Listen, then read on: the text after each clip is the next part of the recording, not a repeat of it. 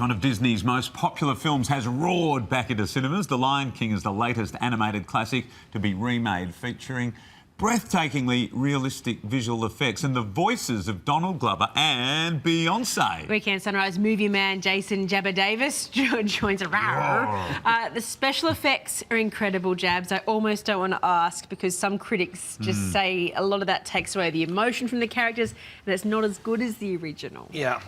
Good morning, everybody. Good morning, guys. Yeah. What place does the original hold in your heart? Well, it's my husband's favourite film. I'm not quite sure what that says about him. I love it. I absolutely love it, and I've been a bit scared to go and see the remake.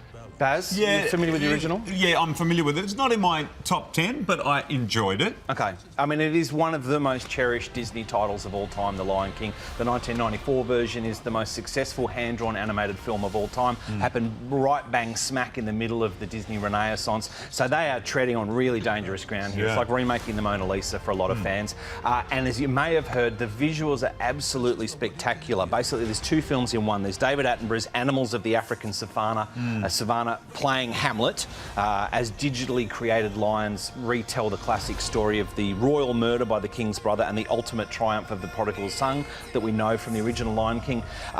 And just like the original film, the hand-drawn animated film, this is a technological triumph, but the lions leave me a little cold. The second part of the film is when they're being more like Babe or Peter Rabbit and the animals are being silly, they're singing, they're dancing, they're being funny. For me, those moments are fantastic. Let's take a look at one of the best scenes in the film. All right, let me see what we're dealing with here. It's a lion! Run for your life! Wait, Tim! Can we keep him? Can we please keep him? Okay. I promise. I'll walk him every day. If he makes a little mess, I'll clean it up. You'll be his little mess. He's gonna eat you and then use my body as a toothpick. But one day, when he's big and strong, he'll be on our side. I've got it. What if he's on our side? Hear me out! Having a ferocious lion around might not be such a bad idea. Well, then, can we keep him? Yes, of course we can keep him! Well, My God, who is the brains of this operation? We're gonna name him Fred. We're going to name him Fred. That's Seth Rogen there, of course, who recently starred as Fred Flasky. For me, I think kids are going to love it. People are going to want to go and judge for themselves, but you can't beat the original. 3 stars for the new Lion King. It looks almost too perfect, doesn't it? So it's like the animators have had their way, but the story is still what's most important. And if it's too realistic, it doesn't... We're all cynical adults, so I must admit, anyone who has taken kids to see it so far this week, they've absolutely loved it, and maybe they weren't that familiar with the original anyway, so definitely go and see it. I think it's still an experience. Exactly. So it's going to be enormous. I think probably a lot of our audience would have seen it already. Now, we're going to wind the time machine back another 25 years. So it was 25 years the first Lion King. 50 years ago, Man on the Moon, in case you missed it.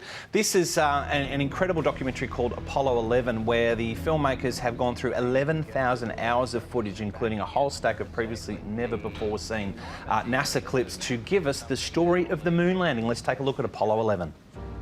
I'd like to know what you feel as far as the responsibilities of representing mankind on this trip. That's relatively difficult to answer. It's a job that we collectively said that was possible and we could do, and of course the nation itself is backing us, so we just sincerely hope that we measure up to that. Wow. Yeah, I'm pretty happy that we had Hidden Figures on Channel 7 on Friday night because it's pretty white, pretty male, this documentary. It's all a bunch of white guys at NASA, but it is a fitting tribute to a fantastic voyage. No narration, interviews or modern recreations. Instead it uses existing audio over existing footage to tell the story. You are there with the I've seen that one. It's a ripper.